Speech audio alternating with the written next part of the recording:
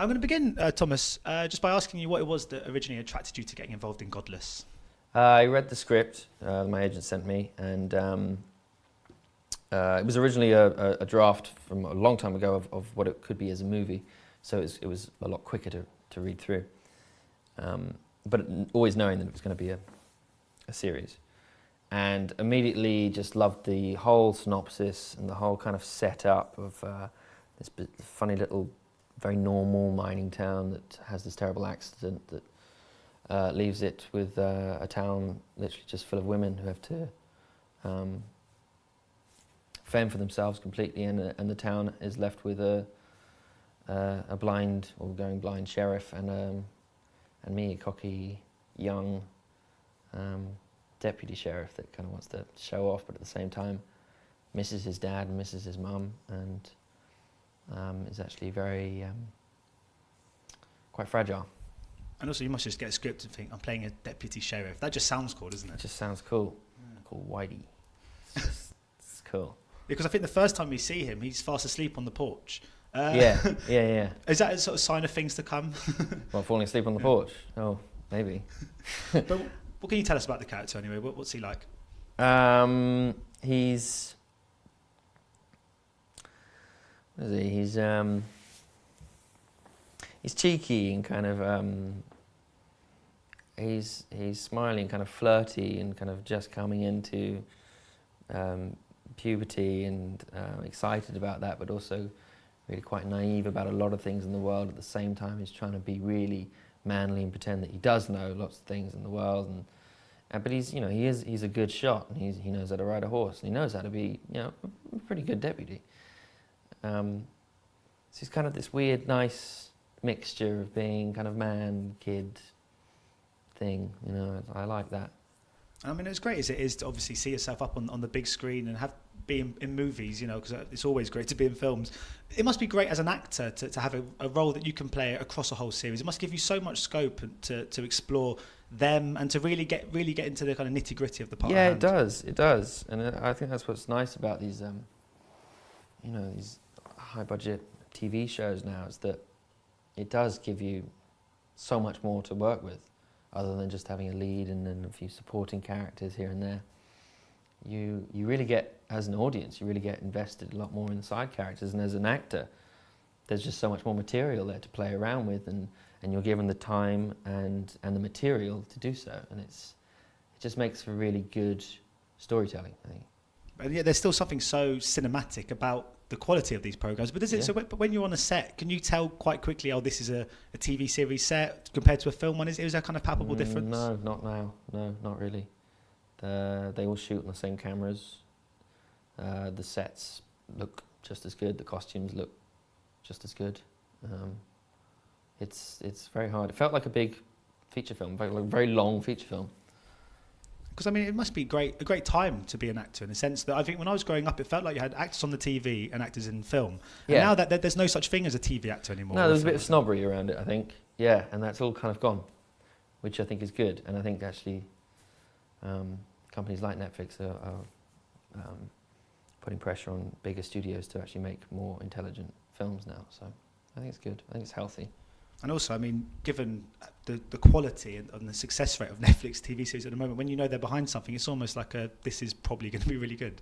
Yeah, no, it's the same as having a big studio behind your name, and you know that people are going to go and watch it, and they're not afraid to put money into more challenging storytelling and take risks a lot more, which is great. I think we need to take a bit more risks in the film world. And this does take risks too. It's incredibly dark. In the opening scene, we see a child hanging. It doesn't. It's quite brutal in parts. This Godless. And rightly so. I like that. There's a really shocking, horrible image to see, and but that happens in the world, and especially back then. And did you get a sense of that when you were reading the screenplay, that it was going to have that quite dark sort of undercurrent to it? And it was... Yeah, I did. The main baddie is a priest. That's horrible, terrifying. And I was hoping it was going to be like that. And having spoken to Scott Frank, director, he kind of firmed that up for me as well and said that's where we want to take it. We want to make it fairly gritty and costumes aren't going to be over-the-top cowboy character costumes. It's not going to be slacks, and no one wore what are they called, spurs or anything like that. No spurs allowed. But so no one was jingling around, and it wasn't over. There was no one staring down on the main street and drawing or anything. It was all real and much more relatable too. I mean, in spite of that, it must still feel all the kind of horseback and the outfits and that kind of southern twang accent. I mean, it must have felt quite cool. I guess that whole kind of period in American history is so steep now in cinema. Yeah. Our relationship with it is informed purely in movies. Yeah, it must have felt like you were, I don't know, did it almost feel like you had just walked onto the set of one of the kind of classic westerns? Yeah, it did. And once you're up on a horse and you've got your two Colts strapped to you and a belt covered in bullets and cowboy hat on, and you're just kind of walking through the scenery of New Mexico. It's like you're in a movie. Well, you kind of are, but this also feels very real. And the guy teaching you is a real cowboy, and the guy teaching you how to do all the gun stuff, he really knows how to do all that stuff, and the scenery is all 100% real. And then you've got the amazing set built into it as well, which is, a lot of that was pretty real. I think they're going to keep it there. So there's still real cowboys out there? There's still real cowboys, yeah. I think they call them Wranglers now. But Yeah, because I mean, but in some ways, can it be almost more challenging to connect to the human in the character when it is so steeped in kind of cinema, and so it's, in a sense, I mean, because it feels so cinematic, do you find that when you try to connect with the role, you're almost perceiving them on more cinematic terms than human terms, even without sort of realising? Perhaps. Yeah, I know what you mean. It's interesting. I hope not. I hope it didn't do that. No, well, maybe that helped with the writing. I thought the writing was really good. The characters were all they're all very much there already, and I think they did a good job with casting the right person to play that character, and I think that just it just worked. Everyone involved was very committed and very excited and very passionate, and all wanted to be there and do the best that they can do, and then that becomes contagious, and so it kind of forces you to do the best that you can do as well without going. Yeah, there was a main. No one wanted to go for anything too over the top. They wanted to keep it. We wanted to keep it quite gritty and quite real. Because even though, I mean, you've been in the industry for such a number of years now, I guess like anyone in their sort of craft, I guess you're always sort of still learning. It must be great to be alongside the likes of Jeff Daniels, and obviously, I mean, there's Jack O'Connell and there's Michelle Dockery. So quite a remarkable cast. No, yeah. I mean, you can learn. I mean, as an actor, you can learn off a kid who's never done anything before in his life. It's his first job, and you can probably learn just as much from him as a very well experienced actor that's been doing it for 50 years. You don't know. I mean, you learn all the time. And that's what's exciting about it, and like try and do that in life as well. I think the two kind of cross over. So I mean, it's just interesting working with people who are experienced and those who aren't. It's just interesting working with people.